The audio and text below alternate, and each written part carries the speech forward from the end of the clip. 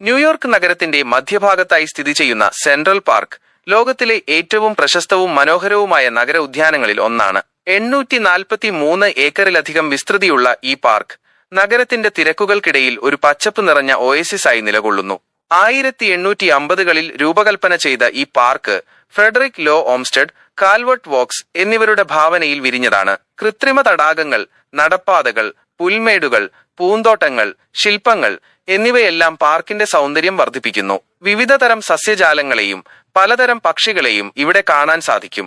Central park വെറുമൊരു ഉദ്യാനം മാത്രമല്ല, ന്യൂയോർക്കുകാരുടെയും വിനോദസഞ്ചാരികളുടെയും ജീവിതത്തിന്റെ അവിഭാജ്യ ഘടകം കൂടിയാണ്. എല്ലാ ദിവസവും ആയിരക്കണക്കിന് ആളുകൾ ഇവിടെ വ്യായാമം ചെയ്യാനും വിശ്രമിക്കാനും പ്രകൃതി ആസ്വദിക്കാനും എത്തുന്നു. ജോഗിംഗ്, സൈക്ലിംഗ്, ബോട്ടിംഗ്, പിക്നിക് എന്നിവയ്ക്കെല്ലാം ഇവിടെ സൗകര്യങ്ങളുണ്ട്. ശൈത്യകാലത്ത് സ്കേറ്റിംഗിനും സൗകര്യമൊരുക്കാറുണ്ട്. പാർക്കിനുള്ളിൽ നിരവധി ആകർഷണങ്ങളുണ്ട്.